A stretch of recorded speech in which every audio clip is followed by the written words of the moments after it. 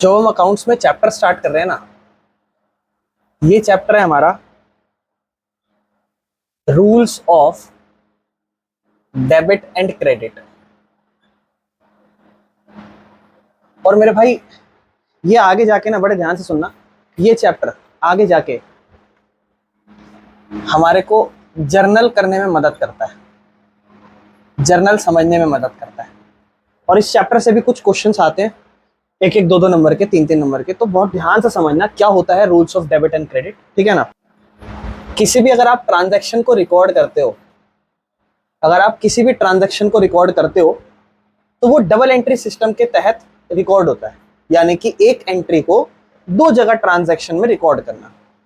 और यहां पर आप एक ट्रांजैक्शन को डेबिट करते हो, मतलब एक ट्रांजैक्शन का एस्पेक्ट डेबिट करते हो रिकॉर्ड, और एक करते हो क्रेडिट, ठीक है ना। मोस्टली जब आप कभी अकाउंट बनाते हो, जब आप कभी भी अकाउंट बनाते हो तो अकाउंट एक टी शेप का फॉर्मेट होता है, एक टी शेप का फॉर्मेट होता है। और लेफ्ट साइड जो होती है उसके, ये वाली साइड, ये हमेशा डेबिट साइड रिप्रेजेंट करती है अकाउंट में, और राइट साइड जो होती है हमारी, ये हमारी क्रेडिट साइड को रिप्रेजेंट करती है, ठीक है। तो ये चीज हमें अकाउंट्स के बारे में जितनी भी है जाननी है। जो डबल एंट्री सिस्टम है, it is a system of recording transaction on two side, recording the transaction of accounting of in two side. One is debit and second is credit. Debit is generally the left side of the account and credit is the right side of account. तो मेरे भाई ध्यान से सुनना, जो हम accounts को classification कर रहे हैं, यहाँ पे हम जो सीखने वाले हैं इसके अंदर, क्लासिफिकेशन ऑफ अकाउंट्स, अकाउंट्स को क्लासिफाई करना। जो हमारे अकाउंट्स होते हैं जो हम देख रहे हैं अभी, अकाउंट्स जनरली जैसे कैश अकाउंट, बैंक अकाउंट, ये सब, इनको जब हम क्लासिफाई करते हैं तो इनको क्लासिफाई करने के दो तरीके हैं। एक हमारा ट्रेडिशनल मेथड है या ट्रेडिशनल अप्रोच है, एक हमारा मॉडर्न अप्रोच है। तो दो अप्रोच से हम अकाउंट्स को क्लासिफाई करते हैं, अकाउंट्स को बांटते हैं। एक ट्रेडिशनल पुराना तरीका और एक मॉडर्न नया तरीका, ठीक है ना। इन दो तरीके से हम अकाउंट्स को क्लासिफाई करते हैं। आज जो हम समझने वाले हैं वो हम ट्रेडिशनल तरीका समझने वाले हैं। पहले समझ लो हमारा जो टॉपिक है, चैप्टर है, वो rules of debit and credit है, जिससे हम आगे जाके जर्नल समझेंगे। और हम समझ रहे हैं डबल एंट्री सिस्टम, जो हमारी जनरली हम जो 11th या 12th हम जो भी अकाउंटिंग करते हैं, जो भी हमारी अकाउंटिंग होती है, जो भी हम अकाउंटिंग करेंगे, यानी कि खाता रिकॉर्ड करना, लिखना, वो दो तरीके से होता है, डबल एंट्री सिस्टम और एक सिंगल एंट्री सिस्टम। हम जनरली ज्यादातर जो फॉलो करने वाले हैं वो डबल एंट्री सिस्टम है। डबल एंट्री सिस्टम क्या है, तो आप इसको ये कह सकते हो, it is a system of accounting या it is a system of recording accounts. It is a system of accounting where there are two aspects which are recorded of one transaction. एक ट्रांजैक्शन के दो aspect होते हैं, एक debit और एक credit. Debit is generally the left side of the accounts and credit is the right side of account. और जब भी हम अकाउंट्स को बांटेंगे यहाँ पर, तो अकाउंट्स को हम दो तरीके से बांटेंगे, ट्रेडिशनल अप्रोच और मॉडर्न। ये लिख देखो, अब अपन बात करने वाले हैं ट्रेडिशनल अप्रोच पे। हमें दोनों अप्रोच समझनी है। आज हम बात करते हैं ट्रेडिशनल अप्रोच पे। ट्रेडिशनल अप्रोच, मैं आपसे पूछूं, ये बैंक अकाउंट है, ये भी एक अकाउंट है कि नहीं है? ये अकाउंट है। मैं कहूं डेटर अकाउंट है, ये भी एक अकाउंट है। मैं कहूं असेट्स है, मशीन अकाउंट है, आप कहोगे भैया ये भी एक अकाउंट है। तो मेरे भाई ये सारे किस किस टाइप के अकाउंट है, कैसे इनका क्लासिफिकेशन है, कौन कौन किस टाइप का अकाउंट है, वो हम समझने वाले हैं किस अप्रोच से, ट्रेडिशनल अप्रोच से। तो अगर हम सबसे पहले ट्रेडिशनल अप्रोच की बात करें, बड़े ध्यान सुनना, सबसे पहले तो हम वैसे इसको तीन पार्ट्स में डिवाइड करते हैं, लेकिन ऐसा समझ लो इसको दो पार्ट्स में बांटा जाता है। एक आपका होता है पर्सनल अकाउंट, ठीक है, एक होता है आपका इम्पर्सनल अकाउंट। सुनना बस ध्यान से, पर्सनल अकाउंट, इम्पर्सनल अकाउंट। और पर्सनल भी फर्दर तीन पार्ट्स में डिवाइड होते हैं, ठीक है ना। पहला है नेचुरल पर्सनल अकाउंट, ठीक है, दूसरा है आर्टिफिशियल पर्सनल अकाउंट, ठीक है ना, और मेरे भाई तीसरा है रिप्रेजेंटेटिव पर्सनल अकाउंट। और वहीं अगर मैं इम्पर्सनल की बात करूं तो ये दो टाइप के होते हैं। रियल अकाउंट और नॉमिनल अकाउंट। तो मेरे भाई बड़े ध्यान से सुनना, जो भी मैंने यहाँ लिखा है इसको समझो। जो ट्रेडिशनल अप्रोच से हमारे अकाउंट्स को हम बांटेंगे ना, तो हमारा जो अकाउंट्स है वो दो टाइप का होता है, पर्सनल अकाउंट, इम्पर्सनल अकाउंट। और पर्सनल तीन टाइप का होता है, नेचुरल, आर्टिफिशियल, रिप्रेजेंटेटिव। और इम्पर्सनल आपके दो टाइप के होते हैं, रियल और नॉमिनल। एक्चुअल में जो आपको समझना है वो सिर्फ तीन चीज समझनी है। क्या? Personal, real, nominal. कुछ लोग ऐसे भी पूछेंगे कि ट्रेडिशनल अप्रोच से अकाउंट्स कितने टाइप के होते हैं? तीन टाइप के, real account, nominal account, personal account. Real account, nominal account, personal account, ये तीन टाइप के अकाउंट होते हैं। इन तीनों में क्या क्या अकाउंट्स होते हैं, कैसे कैसे इन्हें क्लासिफाई करा जाता है, इसको समझेंगे। पहले चार्ट बना के उसको उतार लो। पहले ना एक एक करके समझेंगे। तो जैसे सबसे पहले हमने समझा पर्सनल अकाउंट के बारे में, जानेंगे कि भैया ये पर्सनल अकाउंट क्या होता है। ठीक है, सुनना, बस ध्यान से सुन लो, पहले आराम से लिख लेना। पर्सनल अकाउंट बड़े ध्यान से सुनना। पर्सनल अकाउंट में वो अकाउंट आते हैं जो रिप्रेजेंट करते हैं, टू पर्सन, जो लोगों को रिप्रेजेंट करते हैं। ऐसे अकाउंट जो लोगों को रिप्रेजेंट करते हैं, रिप्रेजेंट टू पर्सन। पर्सन भी हो सकता है, मान लो कोई इंडिविजुअल फर्म हो सकती है, फर्म्स, कोई दुकान, फर्म्स भी इंसानों की फर्म होती है। तो कोई भी इंसान को रिप्रेजेंट करेगा, वो दुकान है, दुकान भी इंसानों को रिप्रेजेंट कर रही है। या मान लो आपका जो डेटर है, डेटर कौन होता है?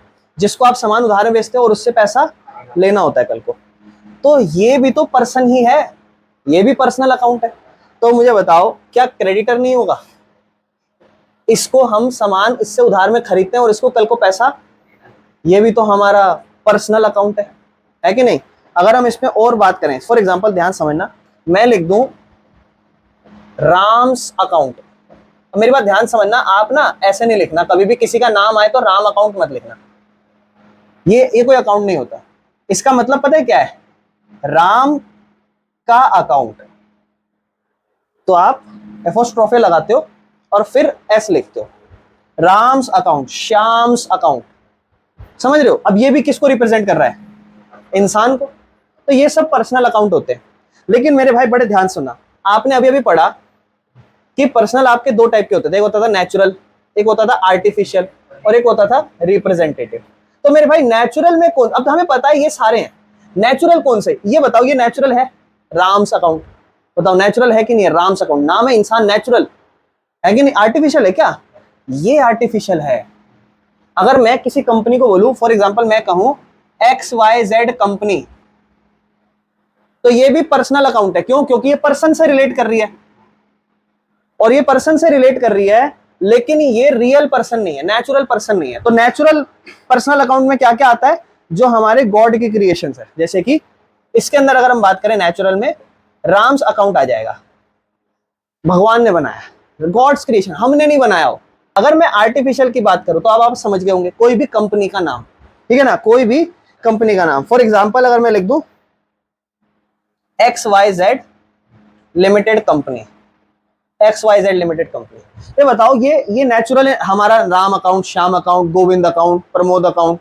लेकिन अगर मैं आर्टिफिशियल की बात करूं, बड़े ध्यान समझना, अगर मैं बात करूं आर्टिफिशियल अकाउंट, तो XYZ लिमिटेड कंपनी, ये कोई एक्चुअल में कोई इंसान है? नहीं, ये क्या है? दुकान है। दुकान पर्सनल अकाउंट है, किसी का नाम रिप्रेजेंट कर रहे हैं, समझना, बहुत ध्यान सुनना। अच्छा, अगर मैं यहाँ रेंट अकाउंट लिख दूं, अगर मैं यहाँ रेंट अकाउंट लिख दूं, आप बताओ ये पर्सनल अकाउंट है या नहीं है? कहां से है दादा? रेंट इज एक्सपेंस, रेंट तो किसी इंसान को रिप्रेजेंट नहीं कर रहा। लेकिन मेरे भाई बड़े ध्यान सुनना, अगर मैं लिख दूं, ध्यान से देखना, ध्यान से, प्रीपेड रेंट, मतलब ऐसा रेंट जो एडवांस में पे कर दिया। आप इस नेचर को बता सकते हो किस नेचर के होता है? ये आपको पता ही, असेट्स नेचर का होता है। कल को आप किसी को एडवांस में पैसा दे रहे हो, आपका काम अभी हो नहीं रहा, तो आप इसे कह रहे हो प्रीपेड रेंट है भैया। मेरे भाई अगर मैं कहूं outstanding rent, outstanding rent, rent पे नहीं करा, करना है, लायबिलिटी है, किसको पे करोगे? इंसान को। जब आपने रेंट लिखा तब वो एक खर्चा था, लेकिन अब ये एक लायबिलिटी है और किसी को चुकानी है, और जिसको चुकानी है वो एक इंसान है, then it is a liability. अब अगर आप देखो सिर्फ रेंट कह दूं रेंट एक पर्सनल अकाउंट नहीं है, लेकिन अगर उसी के आगे मैं आउटस्टैंडिंग रेंट लिखूं तो ये अब पर्सन को रिप्रेजेंट कर रहा है। समझ में आया? ये पर्सन को रिप्रेजेंट कर रहा है। क्लियर है भाई मेरे भाई? जितने भी तीनों अकाउंट है ना, इन सबका एक गोल्डन रूल होता है जो हमें याद रखना है। दैट इज वेरी इंपॉर्टेंट, सबसे ज्यादा इंपॉर्टेंट होता है गोल्डन रूल, क्योंकि इससे क्वेश्चन आ जाता है, आपको कहता है कि ना गोल्डन रूल बताओ पर्सनल अकाउंट का, ये जरूर याद रखना है, ये आपको अभी याद हो जाना चाहिए। तो गोल्डन रूल का पर्सनल, अभी हमें पता है पर्सनल अकाउंट का गोल्डन रूल बताना है। पर्सनल अकाउंट का मतलब होता है जो पर्सन को रिप्रेजेंट करता है। तो यहां पर दो चीजें होने वाली है, एक डेबिट और एक दो चीज। तो मेरी बात ध्यान से समझना, जब भी किसी इंसान का नाम आए तो डेबिट इज द, ध्यान से सुनना, debit is the receiver, debit जो है वो क्या है, रिसीवर, और and credit is the giver. Debit is the receiver and credit is the giver.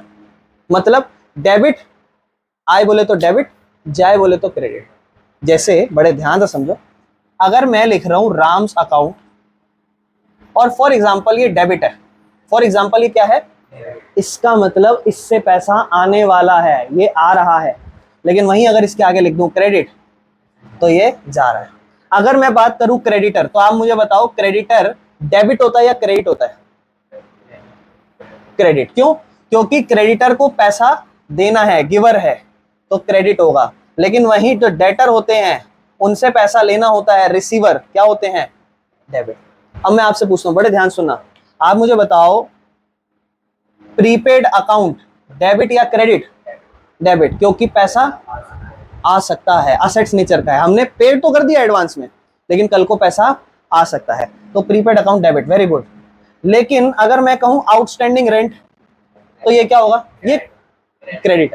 पैसा दिया नहीं है, कल को देंगे, गिवर है, गिवर है तो मतलब क्रेडिट। देखो ऐसे रूल से हम डेबिट या क्रेडिट समझेंगे कि ये होगा तो डेबिट, ये होगा तो क्रेडिट। आए बोले तो डेबिट और जाना है तो क्रेडिट, आएगा तो डेबिट, जाएगा तो, समझ में आया? इंपॉर्टेंट गोल्डन रूल है ये।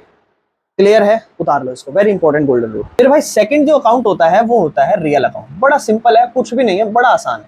पहले वाले में थोड़े पार्ट्स के डिवीजन थे इसलिए थोड़ा सा लंबा गया, वरना कुछ भी नहीं है। मेरी बात बड़े ध्यान से समझना, रियल अकाउंट कुछ भी नहीं है, बड़े ध्यान से सुनो। जो भी सारी असेट्स होती है ना, जो भी सारी असेट्स है, जो भी सारी असेट्स है एक्सेप्ट डेटर, क्योंकि डेटर कहां पर आता था, पर्सनल अकाउंट। डेटर नहीं, डेटर कहां आता था, पर्सनल अकाउंट। उसको छोड़ के जितने भी सारी असेट्स है मेरे भाई रियल अकाउंट है। All assets are real account except debtor. ठीक है? अब जैसे अगर मैं लिख दूं मशीन अकाउंट, तो ये क्या हुआ, रियल अकाउंट। मैं लिखूं कैश अकाउंट, रियल अकाउंट क्योंकि एसेट्स है। मैं लिखूं बैंक अकाउंट, मैं लिखूं स्टॉक अकाउंट, मैं लिखूं परचेज अकाउंट, परचेज तो कुछ अलग चीज हो गई, परचेज पता नहीं ना किस चीज की परचेज है। तो मेरे भाई समझ में आ रहा है, रियल अकाउंट में सारी एसेट्स आती हैं लेकिन डेटर नहीं आता। ठीक है? रियल अकाउंट में सारी एसेट्स आती हैं लेकिन डेटर नहीं आता। ठीक है? तो अगर मैं बात करूं गुडविल, इंटेंजिबल एसेट्स है, पेटेंट, ट्रेडमार्क, कॉपीराइट, ये सब इंटेंजिबल एसेट्स हैं जिन्हें हम छू नहीं सकते, जिन्हें हम फील कर सकते हैं, वो भी रियल अकाउंट का पार्ट है। ठीक है? अब इसका मेन इंपॉर्टेंट आता है इसका गोल्डन रूल। सबका गोल्डन रूल समझना है ना, इसका गोल्डन रूल क्या कहलाता है, तो बड़े ध्यान से सुनना। डेबिट व्हाट कम्स इन और क्रेडिट व्हाट गोज आउट। आए बोले तो डेबिट, जाए बोले तो क्रेडिट। जैसे, और ये असेट्स की बात हो रही है, यहां सिर्फ असेट्स की बात। फॉर एग्जांपल मैं अगर कहूं, ध्यान सुना, मैं अगर कहूं selling plant and machine, selling plant and machine, क्या हो रहा है, plant and machine credit what goes out, यानी कि प्लांट और मशीन क्या हो जाएगी। मैं एक एंट्री बोलता हूं, बड़े ध्यान सुना, selling plant and machine eight cash ₹50,000। क्या आ रहा है, कैश जा रहा है, कैश आ रहा है, और प्लांट मशीन रियल अकाउंट ही जा रहा है, रियल अकाउंट ही आ रहा है, क्योंकि आ क्या रहा था, कैश। कैश किसका पार्ट है, असेट्स का। जा क्या रहा है, क्या जा रहा है, प्लांट जा रहा है, प्लांट एंड मशीन जा रही है, असेट्स ही जा रही है।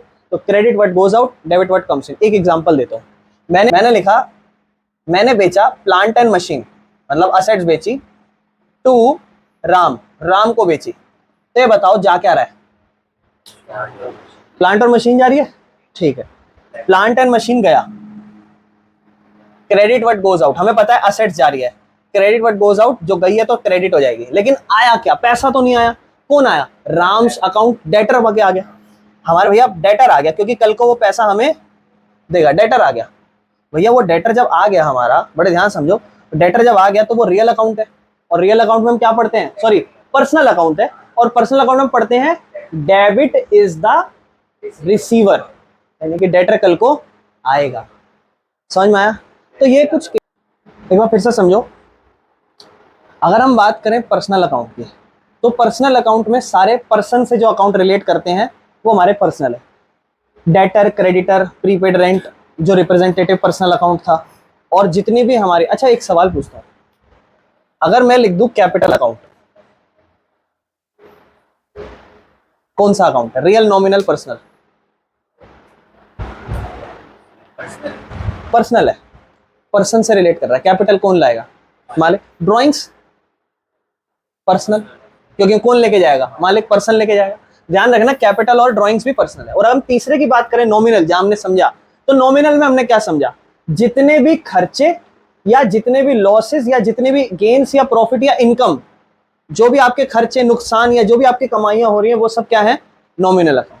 अगर मैं कोई परचेज कर रहा हूं, गुड्स, जिस चीज का मैं व्यापार करता हूं वो माल खरीद रहा हूं, जिस चीज का मैं व्यापार करता हूं वो माल बेच रहा हूं, वो भी नॉमिनल अकाउंट है। क्योंकि जब मैं कोई माल खरीदूंगा, परचेज कर रहा हूं उसको बेचने के लिए, तो जब मैं उसे खरीद रहा हूं ना मेरे भाई, वो मेरा नुकसान है, एक्सपेंस है, क्योंकि माल बनाने के लिए खर्चा हो रहा है। और जब मैं उसे बेच रहा हूं तो वो मेरा फायदा है, क्योंकि पैसा आ रहा है। सैलरी अकाउंट अगर आ जाए, तो सैलरी अकाउंट क्या था? एक्सपेंस था, क्योंकि आप सैलरी पे करोगे या सैलरी आ जाएगी तो एक्सपेंस होगा या इनकम होगा। लेकिन हमने यही पढ़ा था कि अगर सैलरी के आगे आउटस्टैंडिंग सैलरी लिखा हुआ हो तो ये कौन सा अकाउंट है? ये पर्सनल अकाउंट है। बिल्कुल सही, रिप्रेजेंटेटिव पर्सनल अकाउंट। लेकिन पर्सनल अकाउंट आपको बोलना है कि भैया उस टाइम पे ये पर्सनल अकाउंट है। क्यों? क्योंकि अब ये किसको रिप्रेजेंट कर रहा है? पर्सनल को, लेकिन पर्सन को रिप्रेजेंट कर रहा है। और अभी ये जो है एक्सपेंस है, अब ये एक्सपेंस को रिलेट कर रहा है। तो रेंट अकाउंट, सैलरी अकाउंट, कोई भी बिजली का खर्चा, कोई भी नुकसान, कोई भी फायदा, वो सब आपके नॉमिनल अकाउंट है। इसका गोल्डन रूल मेरे भाई क्या समझा था कि जो भी खर्चे हैं वो डेबिट, जो भी कमाइयां हैं वो क्रेडिट। अगर मेरे पास सैलरी आ गई, फॉर एग्जांपल सैलरी, बड़े ध्यान सुनना, फॉर एग्जांपल सैलरी अगर रिसीव्ड हो जाए, आ जाए, तो आप कहोगे भैया दो चीज होने वाली है, दो चीज। एक तो भैया सैलरी आएगी, तो सैलरी एक्चुअल में आ रही है, तो आएगा तो भैया कैश, किस नाम से? सैलरी के नाम से आएगा भैया, कैश और सैलरी के नाम से। आप मुझे बताओ, salary is what? Income, incomes are credit, तो सैलरी क्या हो जाएगी? क्रेडिट। और कैश आ रहा है, cash is a part of which account? Real account, real account. Cash is assets and assets is part of real account. और रियल अकाउंट का गोल्डन रूल क्या था मेरे भाई? Debit what comes in, credit what goes out. क्या आ रहा है यहाँ पे? कैश आ रहा है, तो ये क्या हो जाएगा? तो देखो, हर सिक्के के दो पहलू, एक डेबिट तो दूसरा, ये समझेंगे हम आगे जाके। मैं तो आपको कहता हूं, अगर आपको जर्नल समझनी है, इसको छोड़ दो, इसे तो बस नाम याद करो, क्योंकि जब मॉडर्न अप्रोच करेंगे ना, तब मैं आपको बताऊंगा जर्नल कैसे करते हैं। क्यों? क्योंकि भाई जर्नल जो है ना, वो बड़ी खतरनाक चीज है। उसको समझना बहुत आसान है, लेकिन वो इससे करोगे कंफ्यूज हो जाओगे।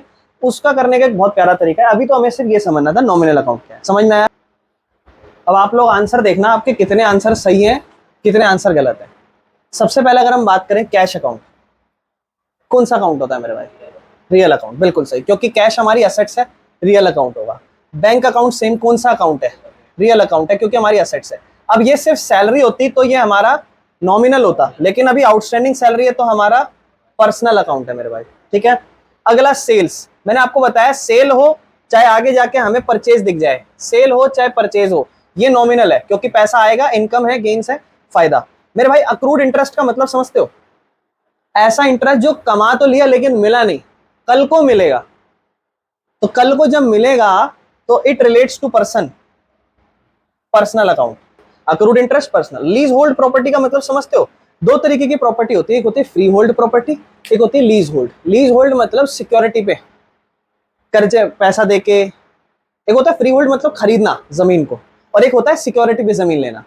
तो आप सिक्योरिटी पे एक टाइम बाद किसी को पैसा देते हो और कल को आपको वो पैसा वापस मिलेगा एक तरीके से। लेकिन मेरे भाई ये जमीन है हमारे पास, जमीन हमारे पास कौन सी है? लीज होल्ड, यानी कि कल को वो जमीन वापस करनी पड़ेगी। तो ये असेट्स तो नहीं है, और ना ये एक तरीके से ना हमारा नुकसान है ना हमारा फायदा है, ये हमारा पर्सनल अकाउंट है। क्योंकि लीज होल्ड प्रॉपर्टी किससे रिलेट करेगी आगे जाके? पर्सन से रिलेट करेगी। मेरे भाई ड्राइंग्स कौन सा अकाउंट है? पर्सनल अकाउंट है, पर्सन से रिलेट करता है। डिस्काउंट रिसीव्ड कौन सा अकाउंट है मेरे भाई?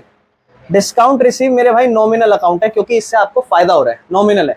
मेरे भाई ध्यान से सुनो, बैड डेप्ट मतलब आपका कर्जा था, वो आपने आज राइट ऑफ कर दिया, मतलब ये आपका नुकसान हो गया, नॉमिनल अकाउंट है। ठीक है, बैड डेप्ट मतलब कर्जा होता है, बैड डेप्ट मतलब आपके डेटर होते हैं जिनसे पैसा आना होता है, और वो पैसा अब नहीं आने वाला, तो आपने उस बैड डेप्ट को आज राइट ऑफ कर दिया, ये आपका नुकसान है, नॉमिनल अकाउंट है। वहीं पे परचेज हम ऑलरेडी समझ चुके थे, परचेज हमारा नॉमिनल है। मेरे भाई बैड डेप्ट मतलब आपका कर्जा हो गया था, जैसे किसी से पैसा आना था, उस इंसान ने कहा कि मैं तो पैसा नहीं दे पाऊंगा, मैं तो बहुत ज्यादा कर्जे में हूं, तो आप लिखोगे बैड डेप्ट हो गया, नुकसान हो गया। लेकिन कल को क्या हुआ, भला आदमी था, उसके पास थोड़ा बहुत पैसा आया, एकदम से आके आपको वापस दे दिया, फायदा हो गया, क्योंकि आपने तो नुकसान ही मान लिया था, नॉमिनल अकाउंट है, फायदा हो गया। प्लांट एंड मशीन आपको पता है रियल अकाउंट है, असेट्स है। कैपिटल आपको पता है पर्सनल अकाउंट है। इंटरेस्ट आपने पे करा है, ब्याज है, ब्याज आप दे रहे हो, नॉमिनल अकाउंट है, नुकसान है, ध्यान रखना। ठीक है, बैंक ओवरड्राफ्ट, अरे बैंक ओवरड्राफ्ट लिख दिया, बैंक ओवरड्राफ्ट, ध्यान रखना। बैंक ओवरड्राफ्ट बताओगे क्या हो सकता है? पर्सनल। मेरे भाई असेट्स थोड़ी ना है ये। बैंक ओवरड्राफ्ट नेगेटिव बैलेंस होता है, नेगेटिव बैलेंस, ध्यान रखना। Bank overdraft negative bank balance होता है, और वो बैंक पर्सन से रिलेट करता है। और बैंक कौन सा पर्सन होगा? एक तरीके से artificial kind of person. Prepaid rent किससे रिलेट करेगा? पर्सनल से। रेंट होता तो सिर्फ नॉर्मल। कैरेज इनवर्ड, जो भी आपका रेडी का खर्चा या ठेले का खर्चा होता है, वो खर्चा ही है, कौन सा अकाउंट होगा? नॉमिनल होगा मेरे भाई, खर्चा है। गुडविल आपका रियल अकाउंट है। तो ये हम पता लगाते हैं कुछ ऐसे रियल नॉमिनल के बारे में। चेक करो आपके कितने सही हैं। 15 सही है, 3 गलत है सिर्फ। कौन कौन से 3 गलत हुए? 9th बैड डेप्ट, और अच्छा अच्छा, बाकी बैड डेप्ट का समझ में आया क्या सीन था? बैड डेप्ट का समझ में आ गया? कितने सही मेरे भाई? 11। कोई नहीं, कोई बात नहीं, धीरे धीरे। अभी इसके और क्वेश्चन है जो हम अगली क्लास में डिस्कस करेंगे।